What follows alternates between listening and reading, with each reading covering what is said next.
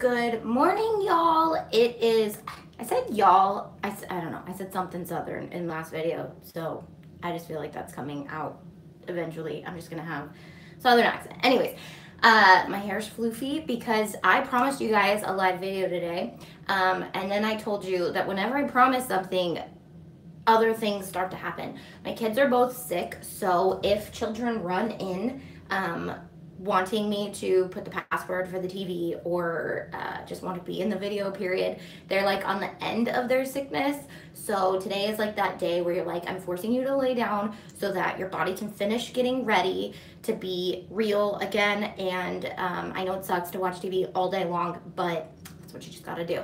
Hi guys, hi Jillian. So I thought I would get my pen and my paper together. I also have to meet with that person I was talking about in an hour. We're going over a lot of our Africa stuff. And also, good morning. You're welcome for being a craft enabler. And we're going to be talking about like sharing my story and stuff like that. So I got my pen and paper ready for you guys to ask me questions that, not specific business questions, but topics that you want me to cover in. That is what I want from you guys. Yes, so got my pen. I'm gonna straighten my hair if you guys don't mind. So I figured we'd hang out and we could get ready. I'm gonna use you guys as a mirror actually, because I thought about using the actual mirror, but then I would not be paying attention to you guys. That would be rude. But yes, Africa. So my last live video on Wednesday, the last 15 minutes of it, I started talking about a call that God is doing in my heart, and I wanted to process that with you guys, and it turned into something really cool. Anna's doing her makeup right now, so even though she's on the other side of the world and it's 3 hours later there, we're getting ready together. That's fun. Okay, so Anna comes back on Sunday. I'm excited for you to be home. Apparently strep is running rampant through the schools, and yeah, we have strep, and Landis is at like, they're both at like 99.9, like maybe 100 degrees now. They were pretty high up there, but so I just figured I had to keep them home because why not? They already have another whole week off in February, and then we're taking a week or even 2 in April, so I'm like, why don't we just drop out, you know? Morning, girly. Hi, Melissa. So yes, that is why I am multitasking this morning, and we are getting ready together because I promised you guys a live video. I am going to give you guys a live video, and I'm going to ask you guys questions. So if you guys don't know, Fridays is going to be the good morning. I know I'm bummed they're not feeling good either, but they're like to the point where they're not feeling horrible, but they have fevers, so I'm going to keep them out of school. So they're like milking it. They're definitely milking it. But yeah, so I definitely want to know your guys' questions. Fridays are going to turn into Financial Fridays. Not sure if I finished that thought. We're going to be talking about different ways for you guys to look into finances, whether it's just business-wise or whether it's just like managing your finances, because whether you have a business or not, finances are a part of every adult's life, sadly. But maybe we can talk about how to make it fun or easier. I don't know. I want to know what kind of system you use for paying down debt. That's perfect. That's actually next Friday. Dustin and I are doing how we dumped debt and the system we used. So that one is already in the making. I am right up to 23 aways. Not sure what that means. Can't wait for Financial Fridays, especially since I got my budget inserts for the Happy Planner. Yes. So we actually use a spreadsheet just so that we're all on the same page, but we will go into that on Friday, next Friday. And we're going to be doing a DIY debt jar just because we need to have one for our church. And so we'll be talking about our journey and how we did that. That was for Linda. Okay. Sometimes you guys are talking to each other and then I try to pipe in and then I'm like, I don't have no idea what we're talking about, but I'll read it and hopefully I'll know what we're talking about. Just use over half our paychecks for bills. Well, it is the first of the month, so it's a good thing that you didn't have to use your whole paycheck for bills. So that's good. Yeah, so we definitely sit down within the first 3 days of the month and do our budget. That's only because we have fluctuating income that sometimes doesn't fully come in until the 3rd. However, if you get a paycheck on the 1st is when you should sit down and either do your budget if you know exactly what it's going to be, or you do it right after you get paid, right after, before you even spend any of it. And realistically, we have a rolling budget that kind of stays the same every month, and then we just kind of fluctuate some of the other little things. So, how to balance craft purchasing. That's a good one. I'm gonna write that one down. That's exactly how we do it. Yeah. So that is good. We do follow a lot of Dave Ramsey's steps. So we'll probably be talking a lot of FPU, a lot of Dave Ramsey in these videos, but we do have our own take on certain things, and we do some things a little differently, which is expected, and we will encourage you guys to do whatever works best for you. If you're like a single human being, doing a budget on paper is probably super fun, and I would love to use my Happy Planner for my budget, but I can't because my husband needs to know and I need to know, and yeah, so I need a job where I can earn the amount per hour I can spend in an hour. Yes, but no, because that's kind of a, no, you don't want to spend all your money, actually. You want a job, actually, that's going to pay you more than you can spend in an hour, I guess. And you shouldn't be spending money every hour. Got paid today, and we have 175 after bills. Pretty sure it doesn't exist. Yeah, so it doesn't exist, but realistically, you shouldn't be spending every hour of your life, you know? So, and with budgeting comes being a grown-up, and being a grown-up means sacrifice, and sacrifice means saying no to yourself so that later you can say yes. So, yeah, I know you're joking, but realistically, wouldn't we all love that? But realistically, we would all turn into like narcissistic, selfish people who just want to spend money on ourselves. I guess we would spend money on other people too.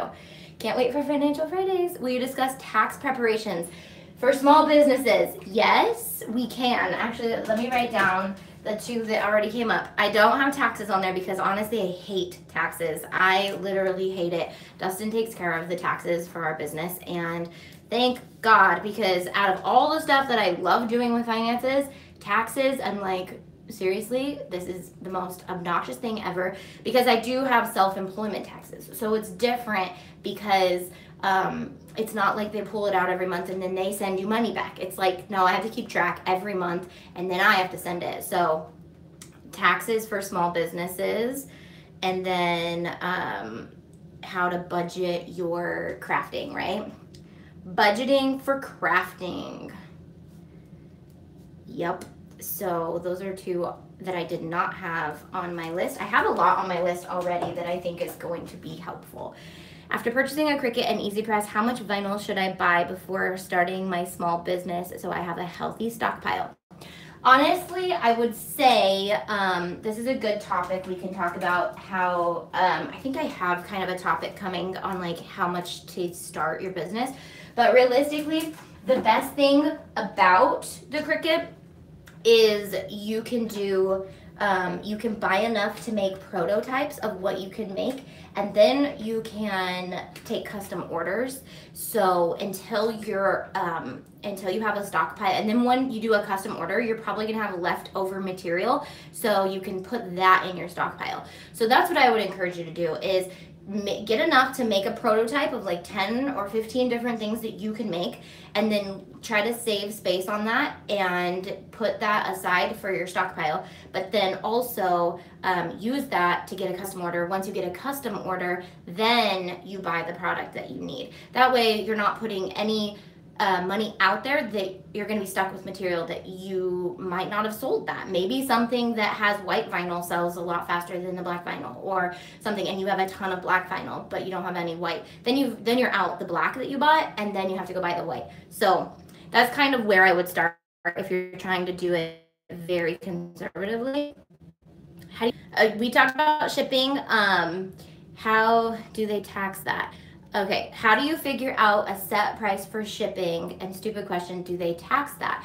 I do not believe shipping is taxed. So like in California, we have California sales tax, which is one of the reasons why I was okay letting go of my Etsy shop was because I had to pay California sales tax all the time, and I was just over it, and I wasn't integrating that into my budget, and so I was just over this. And plus, like, not everyone buys from California, so I only had to pay on the California sales. It was just a headache. But no, I don't think they tax on shipping, so I would keep track of like how much you actually spend on shipping and stuff like that. So how do you start a budget? We've been talking about it and can't figure out even where to start. Yeah, so I will touch on this in this video, but we will do a whole budgeting video. But basically you start with your income versus your outgo. And what Dave Ramsey teaches is a zero-based budget. So what you want to do is you want to get everything to zero. It sounds scary because you're like, zero, that means we have no money. That's not what it means. It means you've told every single dollar on your budget where it's going to go, whether it's for crafts or whether it's for fun or whether it's for throwing it out the window. Whatever you want to do with it, you have to tell it where it's going to go. Then the hardest part about that is you actually have to make it go where you said it was going to go. That's the most important part of the budget. The budget isn't just the paperwork, it's the actual physical work that comes with saying, no, there's no more money in the budget for that. And everyone thinks budget is a bad word, but honestly, it's just an organizing system for your money. Think of it as like you get 30 cookies and your job is to delegate those cookies where they need to go. Maybe you want to save 6 cookies for later and the rest have to go to all the children in your life. Maybe you have like 10 kids, whatever. So you want to put aside the cookies that you want to save, but realistically you don't want to eat those cookies because you want them for later or whatever. So it's basically just like taking what you have and delegating it where it goes. So we like to start with the income, and you put all of your income in one spot, and then you do the outgo. So then you have the income on the top and what that totals, whether it's like you, your husband, anything like that. And then underneath that is the outgo, whatever your outgo is. And it might take a few months to get under control, and you want to look at your bank account or however you track what you've spent for the last few months, and kind of, not the last few months, but you want to try for like 3 months to get a feel on like, oh, I didn't realize I spent that much money on food, or I didn't realize I spent that much money on my hair and nails, or whatever you have spending. And then you adjust it as you go until you feel comfortable. And then as you get raises or you have a little more income, you kind of figure out what you want to do with that as well. So we'll talk about like the baby steps and the emergency fund and the importance of an emergency fund and all that. So it's basically a budget, but we will definitely do a video all on budgeting, how to budget, how to make a budget, like the different types of budgets you can do. So any suggestions on places to get bulk vinyl and HTV? So in my Amazon store, I believe I have bulk stuff. So there's also links in all of my descriptions down to like Expressions Vinyl and a couple other vinyl stores. I know Cricut does have bulk rolls, but for business, it's not the most practical if you're making a big project. Obviously, Cricut has like a ton of the really fun colors and stuff like that, but for like bulk black, I would say Amazon. And I have in my Amazon store, which is just amazon.com/shop/AuntieTay, or there's a link in the description. Whenever I find like bulk stuff on there or really good deals on vinyl, I make sure to add that to there. And then you guys can find all that stuff through Amazon. And it's usually always Prime. I always add Prime stuff unless it's something I bought that I'm like, this is amazing, this needs to be in my store. What other brand pens do you use? Some say they use Dollar Tree ones. Yeah, I actually am getting a shipment of pens from a really cool company, and I'm excited to use them. I love the lapel pens. They're from Hobby Lobby, but those are the ones I'm using right now, plus my friction, and those are also in my Amazon store. I think my lapel and my friction, any pen I use is also in my Amazon store. I make sure to add anything I use. So if you guys ever wonder what I use, it's in my Amazon store, because I buy everything from Amazon. I don't buy anything from the store anymore. So I just add it to my store, so then it's easy for you guys to find what I use. It's like cookies are bad for you, sweetie. You don't need them. Okay, you guys are talking about something. Okay, let me go back to what you guys were asking. Realistically, I eat the cookies after the kid is in bed, so I don't have to share. Exactly. We were talking about cookies. So if you don't sell on Etsy, where do you sell? Because I don't want to have to deal with sales tax either. So you will always have to deal with sales tax if you are selling in a country, in somewhere, because if you're selling online, realistically, you're going to be selling to people. Now, I'm not sure. I'm going to have to look into this and I will answer for sure. But I pay sales tax because I'm in California and California has sales tax. I don't know how it works for someone who lives in like Oregon who doesn't have sales tax. So, that would be something that we're going to look into to get that actual answer for you. And I'm going to give all those questions to Dustin because I'm going to be like, okay, here's all the tax questions. You are going to do a video. I will dress you up like me and you can answer these ones. He loves that kind of stuff though. So that'll be fun for him. All right, so we had taxes, crafting. I've got a lot of subjects that I want to talk about already. So there will be lots of content for Fridays, but I just wanted to get any more ideas if you guys had anything specific, especially you guys that hang out with me live, because you guys are the ones who actually inspired Financial Fridays. So I just started using the pen that came from the machine. What other brands do you use? Oh, pens for the machine. Got it. So Walmart has these not watercolor pens. They're just like those cheap Crayola pens. Those fit in there really good. They're like double-sided. I'll have to show you guys them, or maybe I'll put them in my Amazon store so you guys can get them. But they're like just a few dollars. Those work in there. And there's actually some people on Etsy who sell adapters to fit Sharpies and things like that. So if you're looking at using just like a Sharpie or anything like that, then Amazon or Etsy, I've seen people who have adapters, which I don't know how they work, but I'm just letting you know. Okay, so I think I read those. Purposing your money, things with multiple uses, stop the waste, we are a wasteful society, try not to even make many trips. Yes, so conserving money for the sake of the environment and the sake of things like that is also a really good motivator. Like personally, I really try to think like, am I gonna throw this away eventually? Like, do I really want this to go into the trash or into the thrift store where it's just gonna be sat there or recycled or whatever? So that's a good way to think about, like, do you really want to buy it? How do you figure out a set price for shipping? So we're gonna talk about shipping in a video. Let me write that down just in case I don't have it in my big list that I already have going. Shipping, and you asked if there's tax on it. So, all right, what's up, OJ Simpson? Welcome to the live. How's it going being free? Do you have to pay sales tax for every state we sold and shipped product to, or just the state we are in? That's exactly what I'm talking about. So I'm not sure. I'm going to look into that. I have to pay sales tax because I'm in California, but I only have to pay sales tax on the people who bought from California. So I need to get that specific answer for you guys. But I think you have to pay sales tax if you're in a state, don't quote me on this, that has sales tax for whatever you sold in your personal state. Anything outside of that, I believe you don't have to, but once again, wait for the tax video before you go and make, or you can look it up and you can probably find the answer. But I'm just good, chilling like a villain. Yeah, OJ is chilling like a villain. So as long as you're being a nice person, that's all I can ask for, right?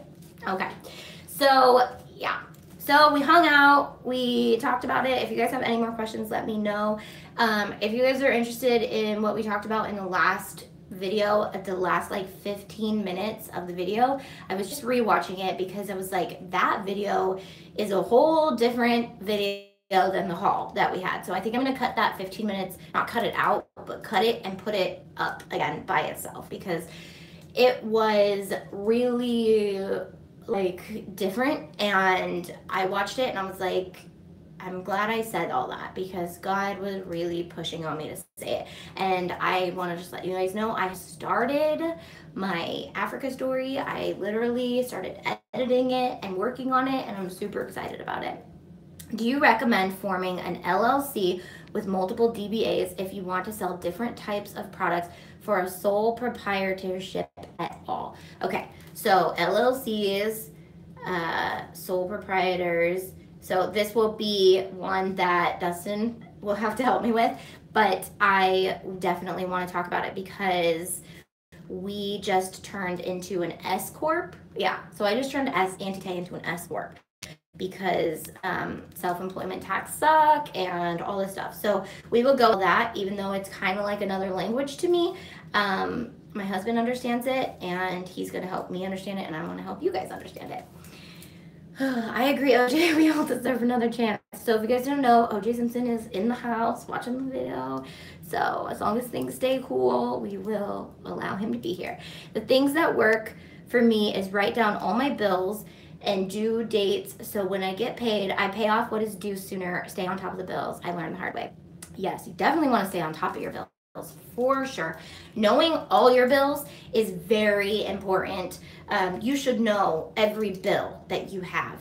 And we, a long time ago, when we were actually getting out of debt, had just a board with a checklist, and it was a whiteboard, and I just wrote out every, OJ invested in a 401k. So we wrote out every bill, and I wrote that in Sharpie so it didn't come off. And then I put in green all of the debt bills, like all the things that we could cut out after they were paid off. So I had like black. I wonder if I could find this board somewhere. Probably not. I think I repurposed it later. But we used this while we were getting out of debt. And then we had like the due date, and I wrote that in Sharpie, and then I wrote the minimum payment for all of the credit card ones. And then I just had a little check mark. So when it got paid, we just checked it off. So it was kind of like our spreadsheet, but on a board so you could see it in the house. And I'm so much of a visual person that I like things to just show me that I'm done paying that bill.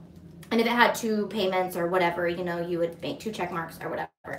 So thank you, OJ. I just have a lot of experience. It doesn't necessarily mean I'm smart. It just means that I've been through a lot, and I like to use my experience to help you guys so that you guys can avoid some of the bad things that we've done. So this is great stuff. You give a lot of good advice. I will have to watch. I love your videos. Thanks much. You're welcome, Rita. Yeah, so finances are like where it is at. This is why I'm like, okay, I can do this. I feel confident that we have gone through enough so that we can talk about this kind of stuff. What do you wipe your Cricut mats? I've heard awesome is really awesome.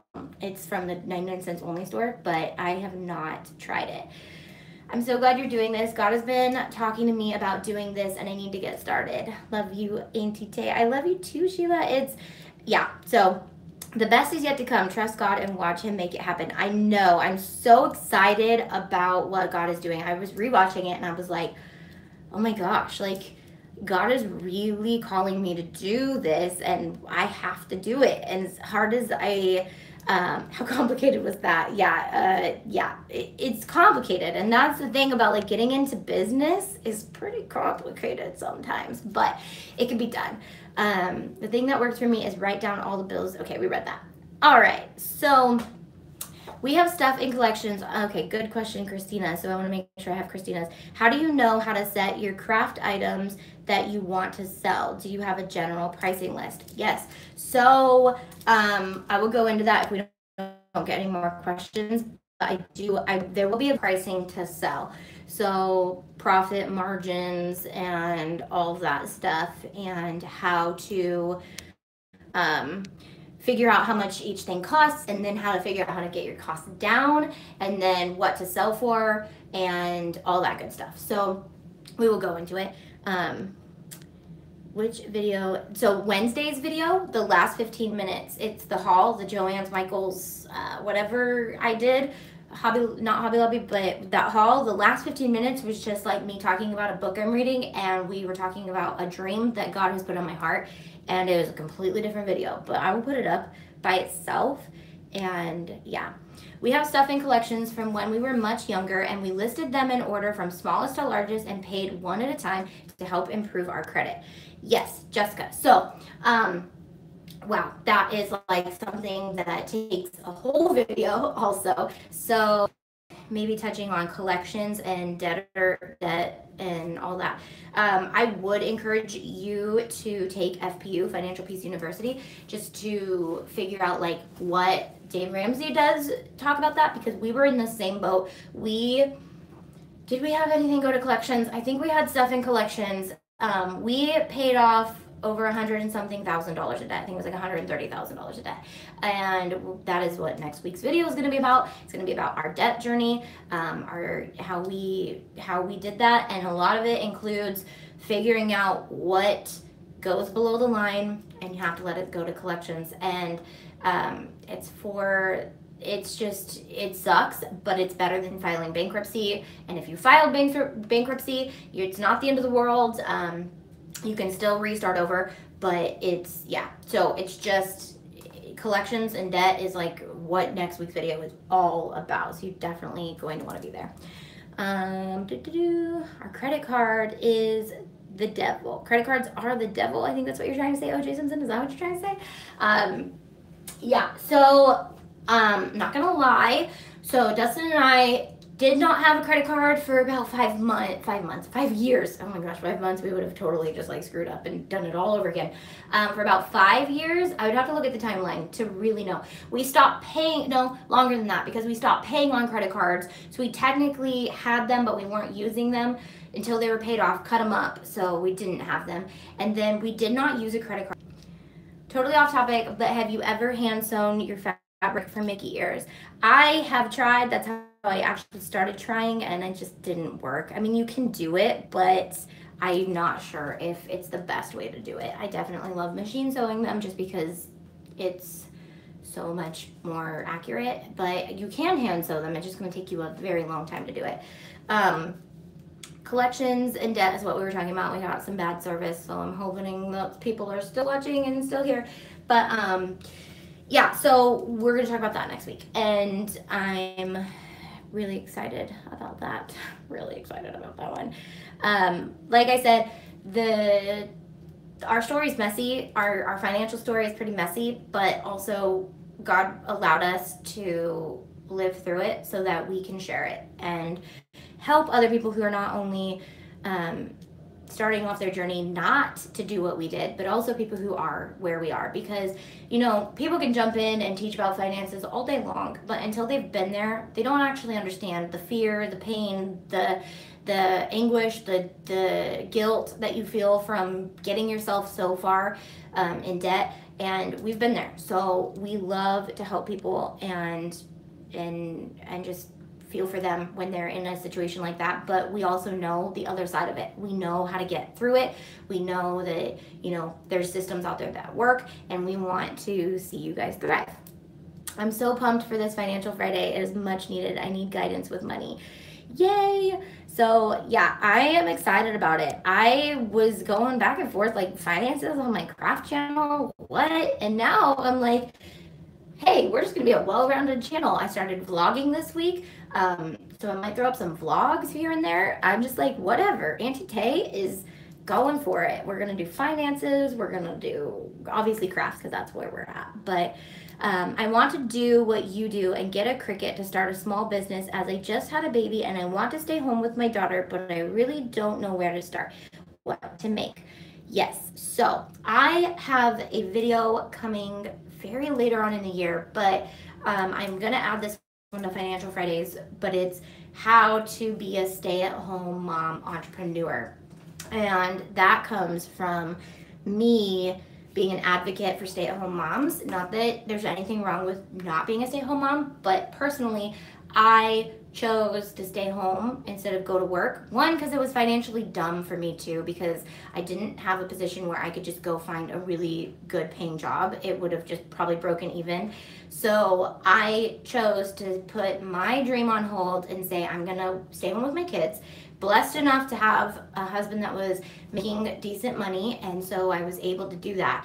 But at the same time, I love business. I love finances. It kind of killed me. And there were moments when I was like, I'm bored out of my freaking mind with 2 toddlers. I want to do something. So I want to teach how to balance that, because being a mom is a full-time job. And some women love it. They love it, and that's all they want to do, and that's all that fulfills them, and that is wonderful. I wish I was that person, but I love finances. So it's actually more of a sacrifice for me to say that I stayed home with my kids, but I hate to say that because you feel guilty about that. But at the same time, I'm really grateful I did, because I love that I was the one to be able to be with them all the time. But however, there's nothing wrong with someone who loves staying home. There's nothing wrong with someone who stays home and feels like it's a sacrifice. There's nothing wrong with someone who goes to work. There's nothing wrong with a man staying home and a woman working. There is nothing wrong with both parents working. There's nothing wrong. There is probably something wrong with both of you not working. I'm going to draw the line there. Both of you not working and staying home, unless you're working from home, would probably not be beneficial. But not joking. If that work, then whatever. I worked for 30 years. Now I'm a stay-at-home wife with all kids grown and gone. Yeah, so there are so many different dynamics, and honestly, I would get bored as a stay-at-home wife. I would get bored as a stay-at-home human. I just am always busy. I have to force myself to slow down and take quiet time and enjoy those moments where I'm doing nothing. So it's just me personally who is like, okay, let's go start a business. And I literally have had to teach myself, like, sit down, it's okay. But now I'm getting to help other people start businesses, so that's good. That's why I got my maker for Christmas. Yeah, so having a maker and staying home, yeah, but I would run out of things to make for people, and then I'd be like, okay, time to sell stuff. So I'm a retired teacher and could really use extra income. Yeah, so if you're retired and you have a retirement and now you're just wanting to make a little bit of extra income, crafting, especially with the Cricut, is going to be something that is super fun for you. And I'm not going to lie, there's going to be people out there who that wouldn't be fun for, but I'm guessing since you're here on my channel, it will be fun for you. So I'm going to assume from now on that anyone who's doing a business would benefit from having the Cricut. Not always, but just saying. Is it okay to make things that we see we like that someone else has made, or can we get in trouble for copying? Okay, so the best ideas are always stolen. Just saying. But here's what I'm going to tell you. No, you can get in trouble for that. Yes, you can get in trouble for copying if you're replicating. So there's a difference between copying and replicating. However, you're not going to find fulfillment out of it if you're constantly copying other people, because you're going to constantly feel like you're not putting yourself into it. And I would say get inspired by others, but then sit back and let your brain do what you do.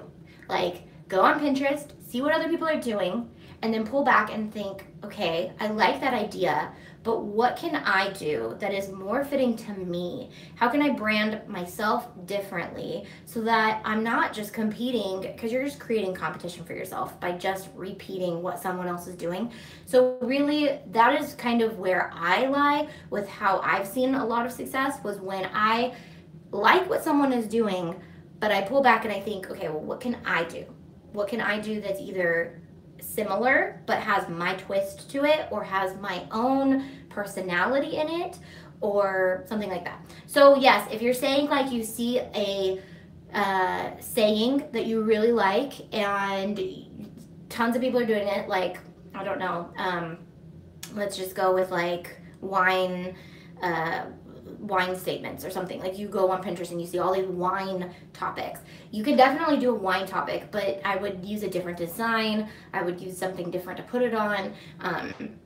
And then maybe, like, I don't know, I would just definitely stay away from copying too much. I would get inspiration, but that's it. Live, laugh, love, yuck. Yeah, so that's like on everything. But actually, I have a video coming up with the creative sister that has that on the box, but it's still really cute. I mean, so everybody has their own. So like I said, yeah, people are going to get sick of seeing the same things over and over and over. So the sooner you can get ahead of the game and start thinking of new creations and new things, the more you do that, the more you push your brain, or just kind of like listen to your inner creativity, the more it'll start to come naturally. Like I said, I constantly am thinking of ideas, and it's not me, it's just my brain that's like, ooh, you can do this, and this, and this, and this. And I'm like, just shut up for a second. I want to live. Disabled, retired art teacher, caregiver for my dad, and love making videos to share what I learned. Yeah, so if you, yeah, Katie's laughing.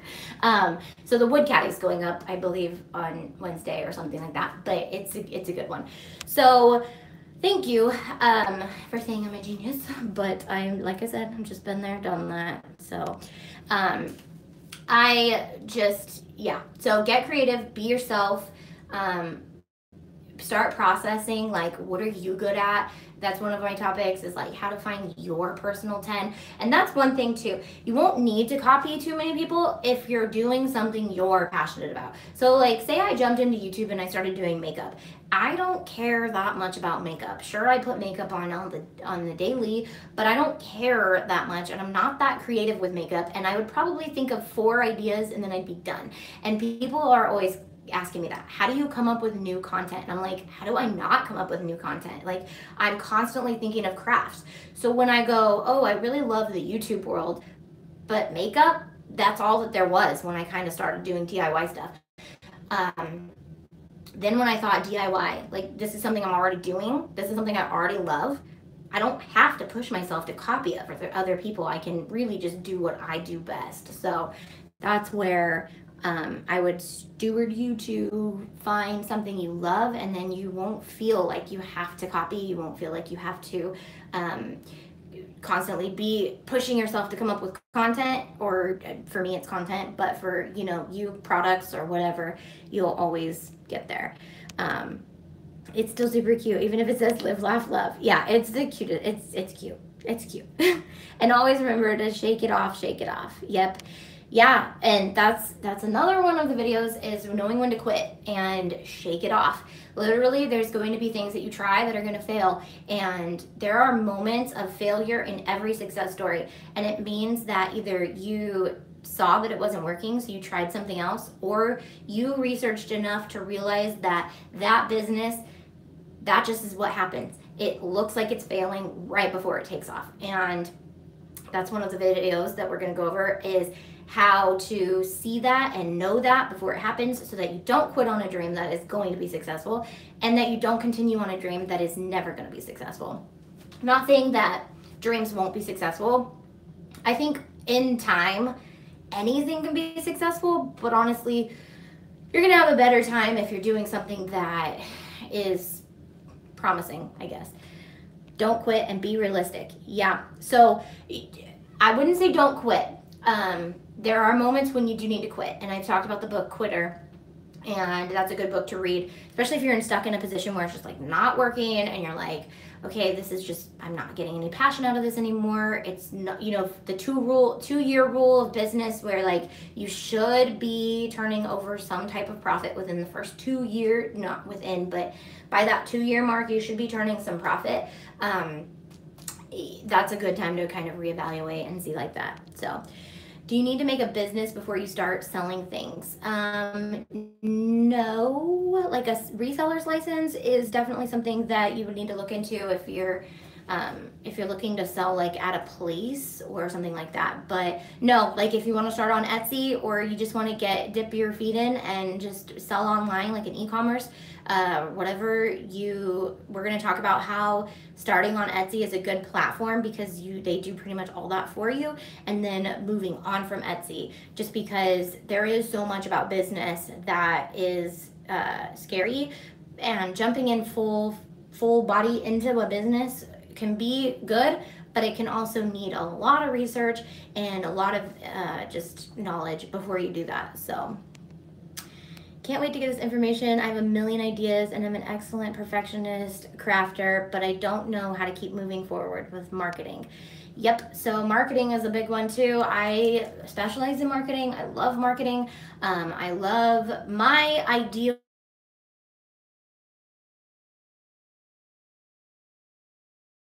marketing, help you with all that. Plus, I'm in marketing. I'm on the internet talking to people all day. So that's my way of marketing. I love reaching you guys this way. It's so much more natural than like, whatever, a television commercial or whatever. So that's something that I'm processing on my end, is the business tier.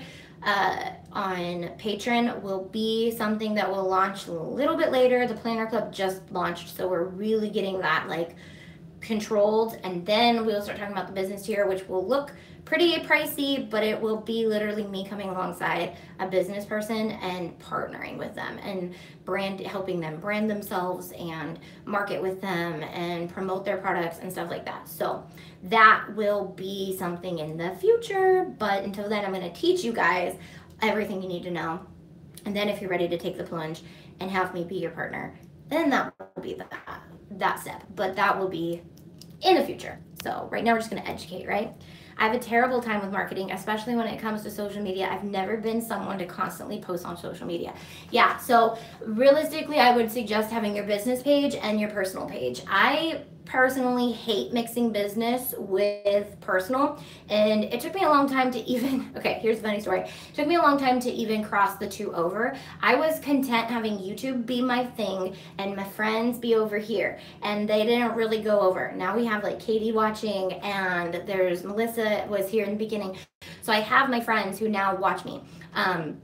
One, because this is a very vulnerable business. My face is out there. I'm talking, like it gets kind of like, whatever, it can be pretty interesting sometimes when I'm, you know, doing stuff. Anyways, so like softball, I had no intentions to tell anybody on our softball team that I'm a YouTuber.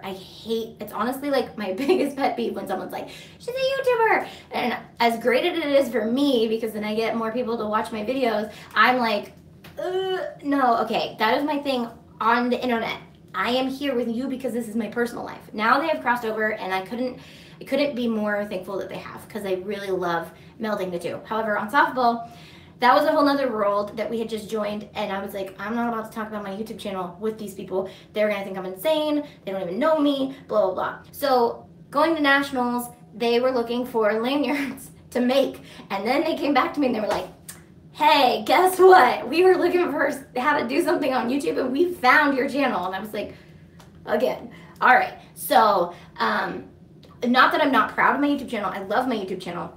I definitely love my YouTube channel. So that's one of those things. Do something you love, because people are going to find out about it, and then they're going to want to support you in it. And that's the best part. So if you're doing something that you're proud of and you're good at, then all your world should be able to come together, and you have integrity and love and support and all that. So that's another one of my tips.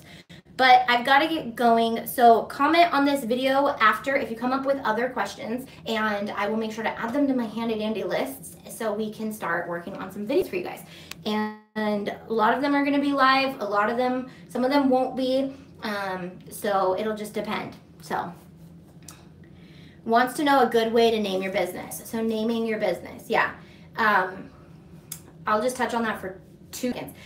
I would sit down with a piece of paper and start writing down ideas, and then piggyback off those ideas and cross things out that are just horrendous, but don't leave them out. Write other things that are kind of like that. Think of words that are fun to play with.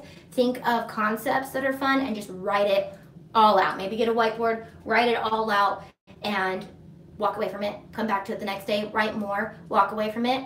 Which ones speak to you? Don't pick the first name that jumps into your head. Don't give up, because something better might come out. So give it a good while, but keep it visual. And then you might be thinking one day when you wake up in the middle of the night and you're like, oh, that's it. So a name that is relatable and easy to remember. Yep, so easy names. You don't want something too fancy, too hard to spell. So even with Auntie Tay, it's a little hard, because some people are like A-U-N-T-I-E, and I'm like, yeah, I'm not I spell Auntie, but, and then some people pronounce it Auntie Tay and Auntie Tay. So, you know, I wouldn't go back. I love it, but honestly, like, you don't think about those things, just like you don't think about your kids being bullied when you name them something. But it's important, and it is your branding, and that is where your branding starts. So we'll talk about naming your business and the process of that. But that's a great question. Keep those questions coming, because I want to know more of these. And this is going to be really hard to only do them on Fridays, because I want to answer all of them. But like I said, we got to cover all the bases so you guys can know. All right. I love you guys. I will see you guys this week sometime. Hopefully my kids get better, but not sure when the mystery box is coming out, but as soon as I know, you'll see something on social media, and I haven't received it, so we'll figure that out together. All right, I love you guys. Bye.